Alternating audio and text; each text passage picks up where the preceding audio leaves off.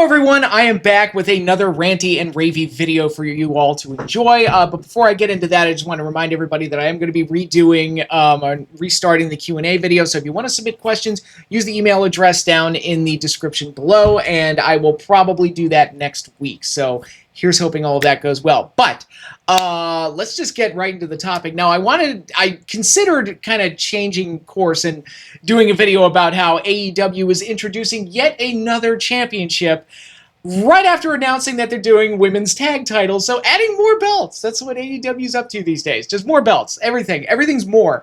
More shows, longer shows, more belts, more everything. Just more, more, more.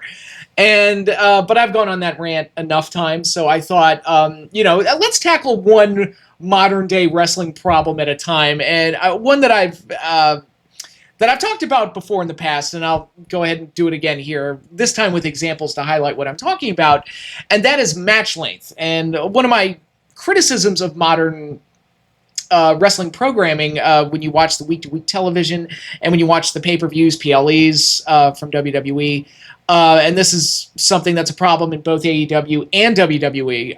It's probably, and I've said this before, it's more obvious in AEW because their shows are so friggin' long, at that 4 or 5 hour mark. But it's a problem in WWE as well. They just keep their shows to 3 hours, but the matches are too friggin' long. That is a huge problem across the board. The matches are too long. Now in AEW, you're watching a marathon of a show where every match goes 15, 20, 30 minutes, and in WWE, you're watching a 3 hour show where every match is like 20 to 30 minutes long, which keeps guys and girls from even getting onto the card, and kind of, it's still kind of a slog to sit through. Not as much of one, but still kind of a slog, and points to a lot of the modern day excesses of modern professional wrestling, where every match looks the same, every match has the same layout, every match has finisher kickouts and big high spots and big action, and the same type of match tropes and formula all laid out. They all kind of look the same.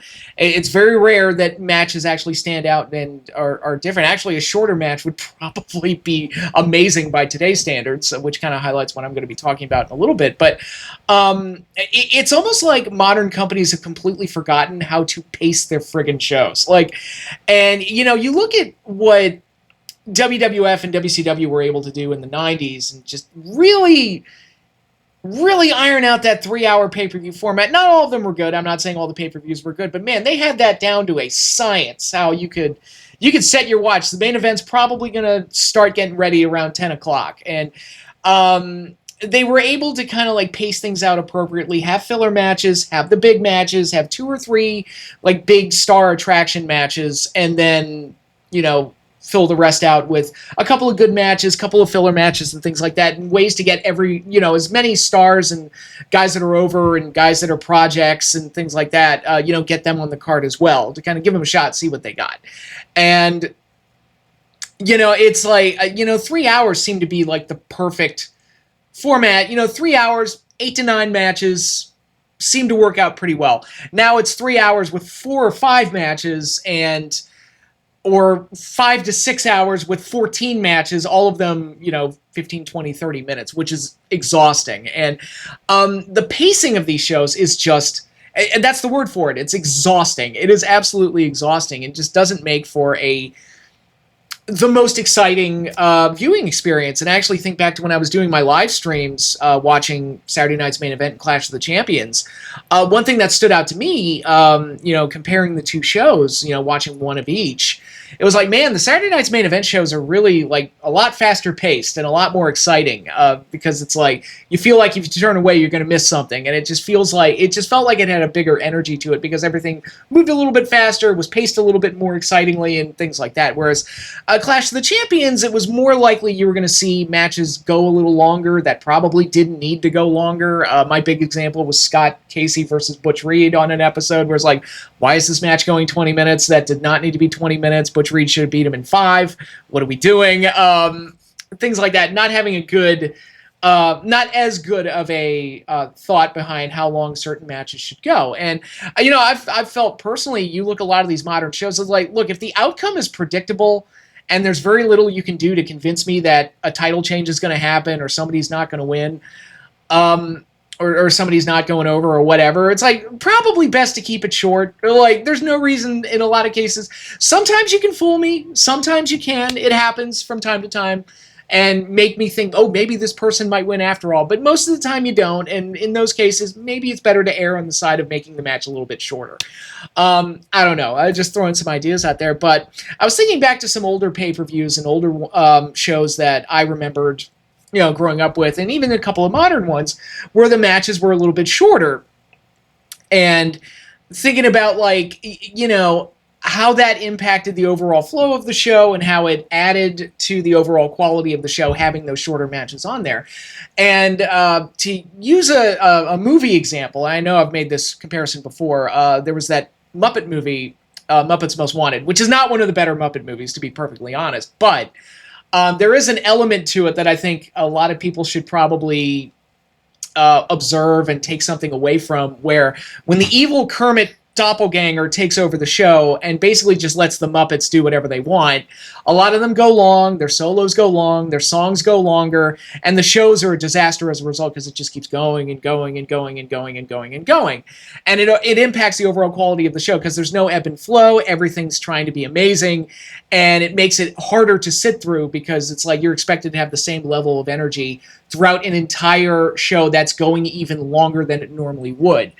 And I wish wrestling would, I wish everybody involved in the wrestling business would watch that movie, or specifically that one scene where they show how these decisions are negatively impacting the pacing of the show, and just kind of take a lesson from it. There's that classic quote from Shakespeare, I'm sure I'm going to butcher it, but it's like brevity is the source of wit or something like that. I'm sure that's not the exact wording, but something like that. Sometimes you can get to the point, if you can get to the point faster, it's probably better to get to the point faster. And I said a couple videos ago, it's like, look, I love a good Flair Steamboat match, but I don't want an entire card of Flair Steamboat matches because that's impossible to maintain. You can't do that.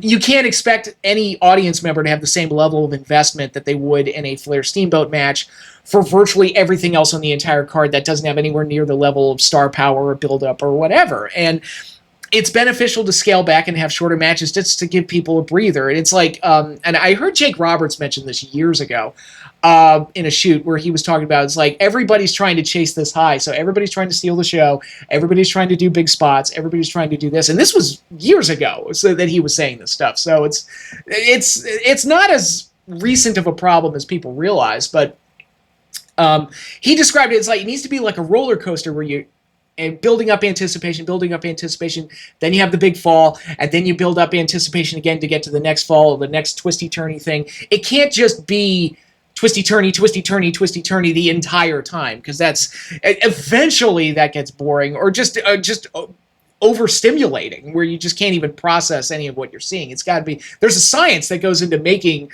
a roller coaster ride exciting, and again, probably somebody should scientifically figure out how to do that with a proper wrestling show and to pace everything out appropriately. To use another movie example, I remember, and I love the Lord of the Rings movies, the Jackson movies. I think those are cinematic masterpieces. I've argued many, many times that they were probably the culmination of cinema, like all the evolution of cinema that began with like King Kong and moved on to Ben-Hur and Jurassic Park and Star Wars and all those other big movies. It all kind of culminated with the Lord of the Rings trilogy to me, and I don't think cinema's been as good ever since, at least in terms of like grand scale, big budget cinema.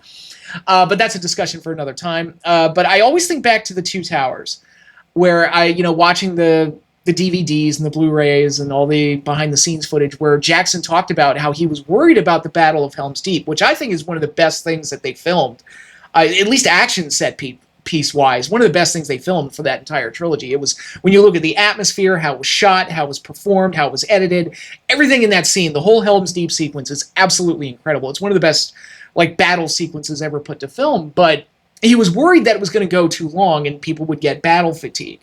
And I think that's a legitimate concern. Now, where Two Towers benefited from being able to have such a lengthy battle sequence is that Two Towers is kind of light on action for the most part. I mean, there's that sequence with the wargs that they added in that wasn't in the book. But for the most part, there's not a whole lot of action in Two Towers. So leaving it all there in Helm's Deep, after all that buildup, worked really well. And it created, I think, probably the best action sequence from the entire trilogy. and that was all really good. But it's interesting that Jackson was like concerned about that, because that is something you should be concerned about. It's like, God, if this goes, where's that line between self-indulgence and giving the audience what they want? Because it's very easy to kind of misconstrue the two. And it doesn't help that modern audiences are sitting there, chanting, "This is awesome," at the same exact things every week, which is why people keep doing the exact same things every week. But those audiences are also shrinking too. If you look at recent photos of like SmackDown attendance and AEW attendance and everything, it's like you're catering to the same crowd who pops to the same exact things over and over again. You're not winning anybody over, and you're actually, I would argue, you're probably putting people off. And not just because of match length. There's a lot of other factors that go into that, but that's a problem. It's like, good God, I got to sit there for 5-6 hours and watch this show. I'd rather not. Or in WWE's case, God, I got to drop $2,000 to go attend this show. No, thank you. I'm done. But, there's a lot of other factors at play. But I think that's one of not having a well-paced out show. Is one factor among many to why this is happening. But a wrestling show should leave me like excited, enthralled, and wanting more. I should always come back one. It's like, God, I want to see what happens next, or I want to see what's the next big match they're going to do. It's like, oh my God, this thing happened. How is this going to play out on television? But most of the time, I get to the main event and I'm already tired. This is especially true in AEW shows, where by the time the main event rolls around, it's like I'm already like, dude, I'm tapping out. I'm tired. I'm already exhausted. I've seen everything that there is to see at this point. Now, the last show they brought out Sting. That was a nice surprise that popped me for sure. But it's like it is so difficult to keep up that as an audience member. It's difficult to keep up that level of an excitement through an entire show, that prioritizes action and spots and this and that and the other. And AEW's done it plenty of times. I remember that one show where it was Hangman and Swerve in the unsanctioned match, the cage match in the main event. And earlier in the show, you have another match that's using light tubes, and Daniel Bryan was almost suffocated with a plastic bag. And it's like, okay, by the time you get to the unsanctioned match, it's like, what can you do to possibly shock us? It's like we've seen like all this hardcore stuff. So it's like they don't have a mind for keeping things where they need to be either. Like if you're going to do an unsanctioned match, then maybe all the hardcore stuff should be in the hardcore and unsanctioned match. That's the match that's too violent to sanction. Maybe that would make a lot more sense and help with the overall pacing, because if you're doing light tubes and thumbtacks earlier in the show, then the unsanctioned match is going to feel less impressive as a result. And then again, you have all the wrestlers who are trying to steal the show and do all this other stuff, and it's like, it's almost like the main event is like a death spot at this point, because it's like, I wouldn't want a main event an AEW pay-per-view. It's like, the audience will be dead by the time to get to my match. But to kind of highlight what I'm talking about with the pacing of an overall show, I'm going to highlight some short pay-per-view matches that were quite good and contributed to, or if not like really, really good, contributed to the overall enjoyment of their respective pay-per-views, and kind of highlighting, it's like, maybe a match doesn't need to go 15, 20, or 30 minutes to actually positively contribute to the show. I was thinking about highlighting Hogan and Sheik, where Hogan first won the title, but that was a regular MSG card. That was, pay-per-view hadn't even really been a thing yet, and they hadn't really figured out the pay-per-view format yet. So that's not really what this was. But, as far as good short matches go, I think that match told a complete story. I've argued that, 100 times, where it's like, the key thing that happened in that story is that Hogan broke out of the camel clutch, which was the hold that won Iron Sheik the title over Bob Backlund. So he broke out of the hold that Backlund couldn't survive, which is a great way to put Hogan over. And it's like, yeah, the match was 5 minutes. Who cares? It was like, you got that part of it. So it told a complete story, and that's why that match worked. But to get into big events and pay-per-views, although, okay, I'm going to use a WrestleMania 1 example, technically not a pay-per-view, but go along with me here. One of the top attractions on that show was Andre the Giant versus Big John Studd in the Slam match. The match itself, bell-to-bell time, probably went under 5 minutes. It was also one of the best booked things I have ever seen in the history of professional wrestling, where you set up a heel who built up all this heat doing all these slam challenges, where he always either couldn't get slammed or he weaseled out of it, because I remember Studd had the ones with Hogan where Hogan slammed him outside of the ring, so that was told that it didn't count. But Studd had built up all of this heat through the slam challenges, and then with Andre, you'd gotten the haircut segment, and then he put his career on the line in this match, so there was a lot riding on it. You had a hated heel who was managed by Bobby Heenan, another hated heel, perfect, going up against a beloved babyface who was putting his career on the line. What's going to happen? You get to the match, Andre slams stud, the crowd pops, and you get that great moment afterwards where Heenan steals the bag and everything. And it's like, I've argued before, that was probably the first real WrestleMania moment. It was perfect.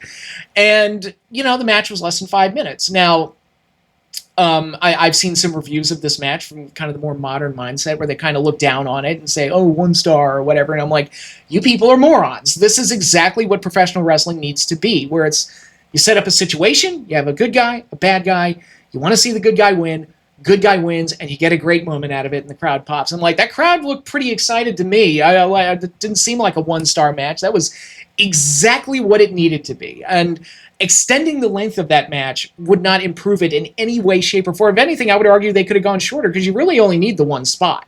You don't need to do anything more than that. It's just a body slam. Why would we extend it to any ridiculous length beyond that? It's like, you just want the 1 spot. That's it. Keep it simple, stupid. There's no reason to make it long. And it was perfect. It was absolutely pitch perfect. One of the best moments from the original WrestleMania, the first real WrestleMania moment, a good short match that completely lived up to its hype and completely delivered on exactly what was promised. Now, let's move along to another big WrestleMania, WrestleMania 3, which had quite a few. If you look up and down the card, there were a few short matches. And I should point out, the matches I'm talking about as being short here, let's say under 7 minutes, so that really, really short length. That's the kind of length I'm dealing with here. There was a really quick match, the humiliation match between Harley Race and the Junkyard Dog. Again, similar situation. Contrasting characters, beloved babyface and Junkyard Dog. You'd be hard-pressed to find a wrestler who's more likable than the Junkyard Dog. It's like, whatever you may feel about his in-ring ability, it's like, look, how many wrestlers are more likable than JYD? There aren't many. He is like, okay, like we're doing like the Bret Hart scale of like 0 to 10 on in-ring ability, look, and promo and charisma. Like, JYD's like a 10 out of 10 on charisma, maybe a 3 or 4 in ring, but who cares? It's Junkyard Dog. You gotta love the guy. And then you got Harley Race, who's one of the greatest wrestling champions of all time, but although past his prime at this point. Both of them were kind of past their prime. But they did this feud on TV. They did the humiliation match where it's like the loser must bow to the winner. And they kept it short. It was about 3 minutes, I think, bell to bell. And then they did the post-match angle where Harley Race had cheated to win. And then Junkyard Dog bowed to him, and then Junkyard Dog got his revenge by crowning him with the chair, wearing the crown, and then doing his own little celebration for the crowd, which popped the crowd. Now I'm looking at this, like, all right, paid off the story, excited the crowd. Babyface got a nice little moment. Heel got the win, which preserved some heat for Harley Race. Kept it short. Harley Race, again, past his prime at this point. Junkyard Dog, not exactly the best worker in the world, so again, keep it short to kind of hide the weaknesses. What's wrong with that? Explain it to me like I'm a child. What exactly was wrong with any of that? Beyond, like, you could criticize that maybe JYD was a sore loser, maybe, but other than that, it's like, it's fine. Made the kids happy, made the crowd happy. What's the problem? I don't see what the problem is. It paid off the story, and it didn't go unnecessarily long. Like, the length of WrestleMania 3, the length needed to be saved for the main event and the IC title match, which, again, those matches were 12 and 14 minutes, respectively. So by today's standards, those are brief. But, it's like Harley Race and Junkyard Dog, it doesn't need to be that long. Just kind of, keep them happy, keep it simple. Yada, yada, yada. And it was completely fine for what it was. You had Roddy Piper versus Adrian Adonis, which was one of the top attractions on the show. It's Hogan, Andre, Savage, Steamboat. Piper Adonis was the next step down because it was Piper's retirement match. So that was one of the top attractions. And the build-up to that match was amazing. If you go back and watch some of the televised segments between Adonis and Piper and the Piper's Pit versus the Flower Shop interview segments, those were outstanding. And some of Piper's most underrated work from a promo standpoint. And you got the big, like, Frank Sinatra, I Did It My Way tribute video for Piper, which was outstanding. Get to the match. Hair versus hair match. Piper's last stand. Everyone's excited. Piper gets the win. Brutus Beefcake becomes the barber during the course of this and cuts Adrian Adonis' hair. The match itself was, I thought, very, very exciting from start to finish. And very good match. It's less than 7 minutes long. kept it, again, keep it short. No reason to go too long. And everybody was excited. Everybody was happy. Everybody cheered for Piper. Beefcake got a bit of a rub from it. The post-match angle was hilarious because the heel got humiliated. What's wrong with that? I don't understand what's wrong with that. And the only thing, if the only negative you can tell me is that, oh, short. Okay, like, good? Like, in this case, good? Like, why does it need to go long? Another example, another WrestleMania. WrestleMania 5. Now, this one I've talked about, like, kind of like, you know, mid-card, upper mid-card, or in the case of Andre and Studd, like almost a sub-main event kind of attraction. Here I'm going to use a filler match as an example. A cold match, no real storyline into it. You had Mr. Perfect going up against a masked Owen Hart, the Blue Blazer, at WrestleMania 5. Perfect was getting a push. Blazer, not exactly the best gimmick, although I did love Owen Hart's revisit of the Blue Blazer gimmick in '99. It's a shame what happened, obviously, but I thought you got to really see some of Owen Hart's comedy and humor out of that character, and I thought it was the precursor to Kurt Angle, if you think about it. But you know, Over the Edge '99 notwithstanding, I thought the Blue Blazer in '99 was hilarious. But the match here, it's like, okay, it's Mr. Perfect going up against a masked athletic guy. It's like, Perfect's going to win, you know that. And they want to make Perfect look good. It's like, all right, so give him a match at WrestleMania, have him look good. And I believe Mr. Perfect debuted his traditional wrestling gear at the show, so he kind of like improved his look for this match. Again, taking advantage of a moment, you know, a match that's not highly promoted or a reason that a lot of people would buy a ticket, but he's going to be on WrestleMania, so he took advantage of it and improved his look. Points for Hennig on that one. So you get to this match, went about 5.5 minutes. It was a nice athletic match. I mean, if you like Owen Hart and you like Mr. Perfect and you like what they can do and you appreciate them as athletes, go watch this match. It's a good showcase for what they could do as talents. They're bumping, they're selling some of the athletic things that Owen did. It's a really impressive, quick sprint of a match that made both of them look good. Perfect got to win with the Perfect Plex, putting his finisher over. All good. It was a good basic match. Now, could Perfect and Owen have gone out there for 20, 30 minutes and had a really good barn burner of a match? Yeah, but again, they didn't really have the story for it. There was no storyline. It was just kind of like a, you know, again, a match that was designed to make Mr. Perfect look good, and they made the most out of their moments in the amount of time that they had, and it ended up being a pretty good match. It was like, yeah, one of the best filler matches of all time, actually. So good job. Everything, again, it was one of those like simple matches. Nobody's expecting much here, you know, in terms from story or payoff or anything. But they went out there, had a nice little match that worked just fine. It didn't take away from anything else on the card. It played its part perfectly on this card and is, I think, worth a look. Now we're going outside of the realm of WrestleMania and into a pay-per-view that I remember vividly. It was the third WWF pay-per-view that I ever saw. Tuesday in Texas from 1991. And when I say third pay-per-view I ever saw, the third one I ordered live. Because first one was SummerSlam, then I saw Survivor Series, and then this one less than a week later. And the most heavily promoted, most exciting match, at least for me, heading into the show was the in-ring return of Macho Man Randy Savage going up against Jake Roberts, who had harmed him with the infamous King Cobra segment a few weeks earlier. Now, originally, it was supposed to be Team Sid versus Team Jake at Survivor Series, and Sid had to dip due to an injury, and I thought, it's like, oh, Savage is going to take his place, and that made that match instantly more exciting. No knock on Sid, but the idea of Savage coming back to get his revenge on Jake after ruining his wedding reception and then doing the King Cobra bit, it's like, oh yeah, Savage is coming back. And then you get to Survivor Series, and it's like, no, we're just going to make it a six-man tag. I'm like, what? Like, okay. So we got the match finally, one-on-one at Tuesday in Texas. And I was glued to the television for this one because I was fully invested in this feud. And match itself went about 6-7 minutes. It was also the best thing on the show because the crowd was just electric from the word go, where Savage jumped Jake before the bell started. And you basically got to see Randy Savage get his revenge on Jake Roberts in fairly quick fashion. It was like, oh, this is great. And then Jake got his heat right back by DDTing him 2 or 3 times right after the match, threatening to sick the Cobra on him again, and then slapping Miss Elizabeth right after the match, which is like, you know, you hurt Miss Elizabeth, that's a huge no-no back then. No, because she was beloved and kind of protected, and it's like, oh, you harm her, that is a big no-no.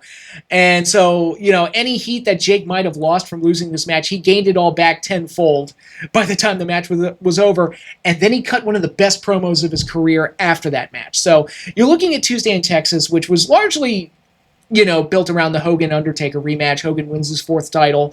Historic moment, a title change. But it was Randy and Jake that stole the show. I even think, if I'm not mistaken, Randy and Jake was the shortest match on the show.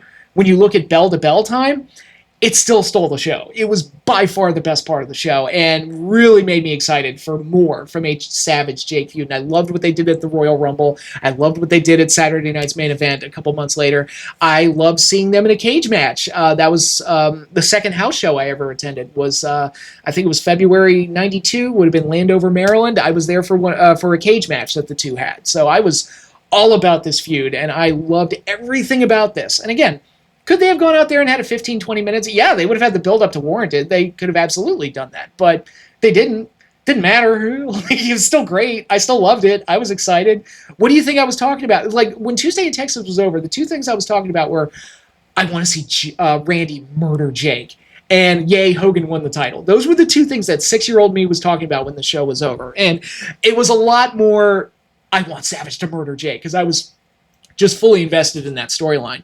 And again, it goes to show, I believe, if I'm not mistaken, they were the shortest match on the show. They still stole the show. It was still the best thing on the show. So, would making it longer have made it better? I don't know. That's a question up for you. You tell me in the comments down below. Okay, now we're going to fast forward a few years to the Attitude Era, SummerSlam 1998. There was a match on that show. The tag team title match was supposed to be Mankind and Kane versus the New Age Outlaws. And this was the period where the New Age Outlaws were like the most over tag team in the world, but they didn't have a whole lot of teams to work with. So that was when you had like Austin and Undertaker holding the tag titles and Mankind and Kane holding the tag titles, because now Outlaws have got to work with somebody. And they just didn't have a whole lot. They didn't have a strong division built around them, even though they were easily one of the hottest acts in the company. But Kane had reunited with The Undertaker heading into SummerSlam 98 and kind of left Mankind in the dust. So Kane no-showed this match, leaving Mankind all by his lonesome, and then Vince McMahon basically sweet-talked Mankind, that poor deluded fool, into going at 2 against 1 in a no disqualification match where he could have this big hero moment and successfully defend the tag titles by himself. This match, again, went about 5 minutes, bell-to-bell time, is one of the most important matches of Mick Foley's career, because it really kind of helped determine the course of his character moving forward, where and Foley talked about it in his original book, where it's he had that Hell in a Cell match with Undertaker, but the crowd still didn't really know how to react to him. Should they cheer him? Should they boo him? Did they even care about him? I mean, yeah, this performance he had at King of the Ring 98 was talked about and celebrated, but he didn't get a lot of momentum from it initially. And it wasn't until they kind of figured out that A, Mick Foley's hilarious, and B, there's potential for a sympathetic babyface in Mick Foley and Mankind, and they achieved that by having him be the one babyface that liked Vince McMahon.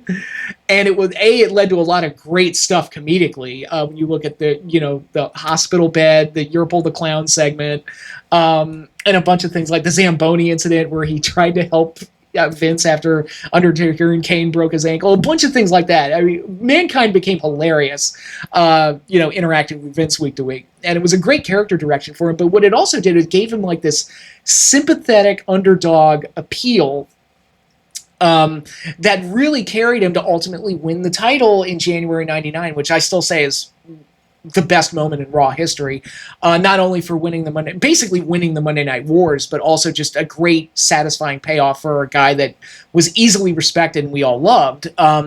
This match, this 2-on-1 handicap match for the tag titles that went about 5 minutes, did a lot to add to that, because Mankind basically got brutalized by the Outlaws to the point where people were starting to turn on the Outlaws a little bit because it just seemed so vicious. And it was they were pulling for Mankind to actually pull it off and do it. And yeah, he lost, but it's oh man, the poor guy. And then after the match, Kane attacks him with a sledgehammer. And it's man, Mick Foley really gets a bum rap, doesn't he? It's like, that's bullshit. Like, I want Mick to come back and get revenge on everybody.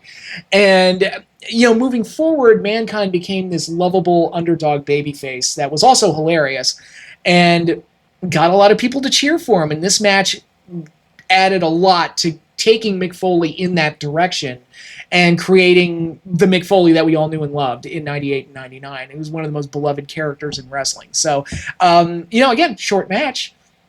Did it add to the show? Absolutely. Did it do right by Mick Foley's character? Absolutely. What's the problem? I think way more positives were achieved by keeping it short and doing it the way they did it than it would have been if they'd stretched it out for 15, 20, or 30 minutes. Again, just my opinion. Then we go to a WrestleMania that many consider to be the greatest WrestleMania of all time, WrestleMania 17, a show that has a TLC match, a babyface versus babyface main event that is completely wild and insane in Rock and Austin. You get Undertaker and Triple H in a heavyweight grudge match. You've got Vince and Shane in a complete dog and pony show that is immensely entertaining and a lot of fun. You have the pure wrestling match in Benoit and Angle. You have that hardcore match that involved a golf cart spot, among other things. A lot of action, a lot of craziness. One of my favorite parts of the show was the gimmick battle royal. Again, one of those contenders for greatest filler match of all time because it did exactly what it was supposed to do. You brought out all these old legends and all these old gimmicks. They get their entrances, and that was where the WrestleMania 25 Battle Royal screwed up with the Women's Battle Royal, where it's like, oh, cool, who'd they get? I don't know, because they all came out at the same time with Kid Rock. It's like, guys, the entrances are why we're here. It's like, a Battle Royal is a Battle Royal. You don't expect much out of it, but the entrances, that's what you want to see. And that's where the Gimmick Battle Royal did it right, and this is where the Miss WrestleMania Battle Royal did it wrong, but... you know how many pops that this match got out of me just seeing who they got? Like, oh, cool, Earthquake!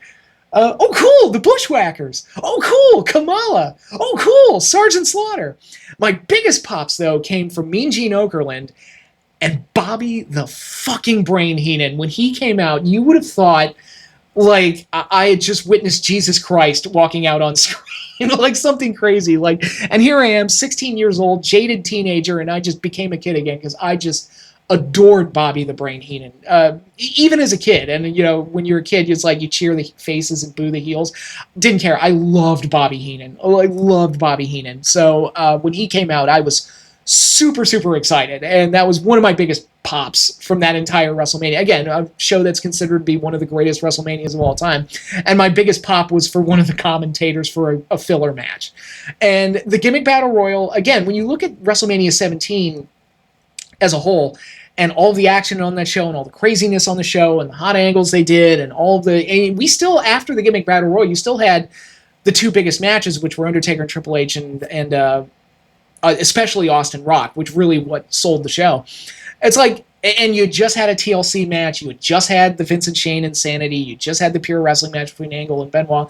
Let's give them a break from the action and just have a little bit of fluff, a little bit of fun, a seventh inning stretch of sorts, and the Nationals games here in DC, they do the President's Run, which is just a nice little break to just kind of let the mascots act silly for a little bit and have some fun. And that's exactly what this was. It achieved that goal spectacularly well. So yeah, one of the greatest filler matches of all time. Bell to bell time, I think it was like 3 minutes. I think when you account for the entrances, it was probably closer to 10. A lot of fun, didn't care. Again, you can knock it all you want, but this was exactly what it needed to be, exactly what was promoted, and many smiles were on my face while watching this. And, if you went to the bathroom during this match, you missed Bobby Heenan, which is a shame, but you didn't miss anything too important or too crazy. It was just a nice little piece of fluff to put some smiles on faces, have some fun, and take a little bit of a breather, take a little bit of a break. The Gimmick Battle Royal achieved it to perfection. So yeah, I will praise that match forever and a day. Another match that came up while thinking over like short pay-per-view matches, Backlash 2002, the show that is most known for Hogan winning the title over Triple H, winning his last World Heavyweight Championship. But it had a certain match, a certain pay-per-view debut from a star you may have heard of called Brock Lesnar, where he had his pay-per-view debut against Jeff Hardy. He had been brutalizing people on TV leading up to this match. And when he targeted the Hardy Boys, they were the first ones to kind of fight back. So that led to Hardy versus Lesnar here on this pay-per-view. And it was, again, a quick match. Quick, hard-hitting match where Lesnar looked like he murdered Jeff. But yeah, keep it short. Let Lesnar look dominant. Hardy can bump for him. Make him look good. And they probably knew as early as this point that they were going to put the title on Lesnar, because they just, they took one look at him and they just fell in love with him. So they were probably getting him ready for SummerSlam even as early as this point. It's like, okay, Jeff Hardy is the first real name, like not a top tier name, but the first name that he really worked with. And he's brutalizing the holy heck out of Jeff Hardy. And it's a dominant win. And it put Lesnar, it put the idea in people's minds. It's like, oh, wow, this guy's pretty dominant. Oh, wow, this guy's like a powerhouse. Look at him. He's a monster. And again, could they have had a really good 15, 20-minute match? Probably. But at this point in time, it was probably better to preserve Lesnar's mystique, keep the match short, make him look dominant, and give him another win, and so he can move on his merry way to move on to bigger and better things. And Brock Lesnar turned out pretty well, I think. Of course, I don't think he was fully realized until he came back in 2012, but, that was an experiment that ended up working. And speaking of Brock Lesnar, there was another short match that I quite adored, and if you've been watching my channel for any length of time, you saw me mark out for this match like crazy when it was first happened. That was Brock Lesnar and Goldberg. Now, they did have the match at Survivor Series 2016 that famously went like 90 seconds. But I deliberately avoided main events for this discussion because really, and I was thinking about doing another video about short main events that were actually good. So we'll say short main events being like sub 15 minutes. But, a lot of people think that main events need to be 20, 30, 40 minutes all the time. It's like, no, sometimes you can have a good one in 12. It's fine. Hogan and Andre did it. And I think Lesnar and Goldberg did something memorable here in a minute and a half that most people cannot possibly hope to achieve with, 10 times that much. Or even, 10, 20, 30, 40 times that much amount of time. So, but again, we're kind of not talking main events here, but the match I was really wanting to highlight was their match at WrestleMania 33. And this was around the time where WrestleManias were getting longer and stretching out even longer. And the matches were getting longer, and every match was going long, and you're just sitting there and I remember this particular Mania, I was sitting there I feel my soul being sucked out of my body. And when you look at WrestleMania 33 as a whole, you had AJ and Shane that went long. You have that Triple H and Seth match, which had the best build-up heading into that show. But then you watch the match and I'm like, oh, I got to watch Seth sell a leg injury for half an hour. Oh, my God. And that wasn't even the worst Triple H Mania match by a long shot. But that one was soul-suckingly long. And the Orton and Bray, which wasn't long, was really bad. And this particular Mania was a bit of a mess. And then you get to Goldberg and Lesnar. Again, less than 5 minutes, total bell-to-bell time, but it was hard-hitting, wild, heavyweight action where they just spam finishers for most of it. Didn't care. It was awesome. It was just this awesome, perfect placement on the show at a time when I was at my most tired. Then this thing happens. I'm like, whoa, okay. It was like somebody injected caffeine into my bloodstream. Okay, I'm pumped now. This match was awesome. And again, I thought after this match happened, it was like, okay, maybe this will turn the tide. Because the whole matches are getting longer and longer and longer and longer and longer was becoming a problem back then. And I was like, okay, maybe this match will turn the tide and show that, because that match was really well received. And I thought, okay, maybe people will realize maybe I can have a really good match in 5 minutes, or maybe I can have a moment in 5 minutes. Maybe not every match needs to go super, super long for it to be good. No, I think the problem got worse after that. It was almost like a bunch of people saw that and then they just didn't believe it. It's like, oh, that was a rarity. That was that was an aberration. And it was like, no. They want longer. And I'm like, and now we are where we are now. So, one final example that I want to bring up is from SummerSlam 2019. The debut of The Fiend. Bray Wyatt's, reinvention of his own character. A character that was basically designed to be like the new Undertaker after his first character was supposed to be the new Undertaker, and that didn't go well because they booked him horribly, so complete reinvention with this Fiend character. and they built it up for such a long time. Then he gets to this match with Finn Balor. Entrance, amazing. Theme song, amazing. Look, amazing. Everyone was going gaga for it. And he beats Balor in about 3 minutes in a fairly dominant match. Now, you look at SummerSlam 2019 as a whole, that was probably the best thing on the whole show. They stole the show. They stole the show. The Fiend's debut completely stole the show. And again, I think if they had gone out there and worked for 15, 20 minutes, it would have like killed the gimmick initially, because you want the gimmick to look strong, look good. And now they ended up killing that gimmick with other things like the Seth Rollins match, but that's neither here nor there. When you get to the debut, it's like, look, you want them to look strong, you want them to look good, you want them to look effective.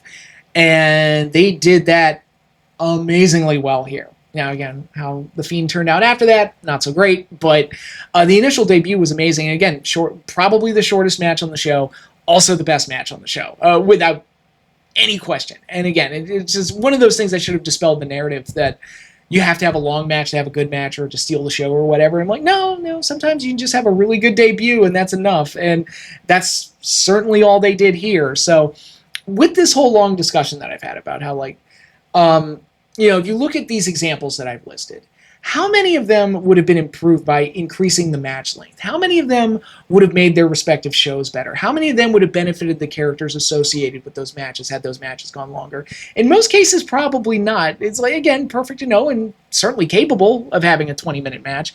But on that show on that night, wouldn't have made much sense to do it. Savage and Jake had the feud, had the storyline for it, could have gone long, but they went with something else instead, and it worked out fantastically well and made me want to see more. So, maybe it was better that they kept this one short and kind of keep whetting our appetite for something later down the road. There's a lot of different examples of that. Goldberg-Lesnar, hell no, that wouldn't have been better if you keep it short. If there's anything we learned in Goldberg's career, keep it short, and the shorter the better. Andre and Stud, again, if they were booking that match today, it would go 15, 20 minutes with them teasing a slam. They'd probably do a bunch of suplexes during the match, but oh no, a suplex isn't a slam, so the match is still going. It's like, but I've already seen him suplex him like 4 times, so who cares? Like, what are we doing? Like, and do all sorts of other stupid things to kind of extend the length and just make it soul-suckingly long, and instead of just getting to the goddamn point. And Andre and Stud was a perfect example of just get to the goddamn point, and they did, and it was great. So I wish that wrestling promoters and wrestling bookers and people who are involved, and producers and everybody else that are involved in the wrestling business would kind of like take a look at some of those old shows and be like, you don't have to have you don't have to have every match go long. Not every match can steal the show. Not every match is going to have the same level of investment from the audience just based on a promotion level. Like if you've got like a big main event, a huge, attraction on there, some undercard, mid-card match probably isn't going to, be the most exciting thing in the world, but you can do something in 7 or 8 minutes to kind of get yourself noticed or continue some other storyline to build up to something bigger down the road. Absolutely. If I was a wrestler today and I was supposed to be working, let's say a 10-minute match, and they tell me something like, hey, your time's been cut, you've got 3 minutes. I'd be like, okay. And this, I'm thinking back to like an old Raven shoot interview, or a line that he had in that shoot interview that my friends and I quote all the time. It's like, just lose the shine. Just lose the shine. Like, yeah, you're fine. Just lose the shine.